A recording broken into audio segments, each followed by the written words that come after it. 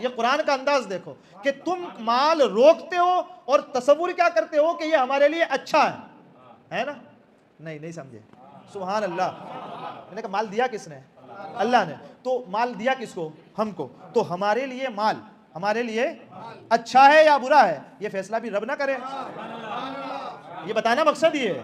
مطلب میں نے تمہیں استعمال کرنے کے لیے کوئی چیز دی ہے تو یہ تمہارے لیے فائدے مند ہے کہ نقصان کے لائق ہے، اس کا فیصلہ آپ کریں گے کہ ہم کریں گے؟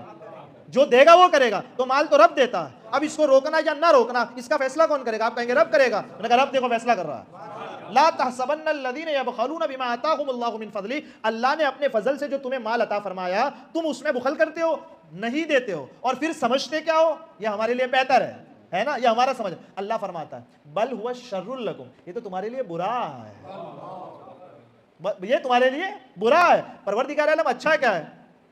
اور پھر یہ اتنا برا ہے کہ اگر تم نے روک کے رکھا سیطوقون ما بخلوا به یوم القیامہ، وہ گلے کے اندر توق ڈالتے ہیں، پٹا ڈالتے ہیں نا.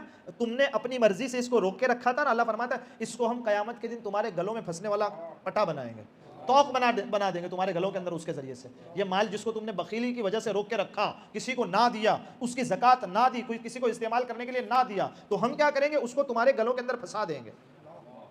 وَلِلَّهِ مِيرَاثُ السَّمَاوَاتِ وَالْأَرْضِ، جو کچھ آسمانوں اور زمین میں ہے ان سب کا مالک تو اللہ ہے، وہ سب اللہ کی ملکیت میں. کہ تمہیں دیا ہے تھوڑی دیر کے لیے مالک بنایا ہے، تم کیا کرو گے؟ آگے بڑھاؤ.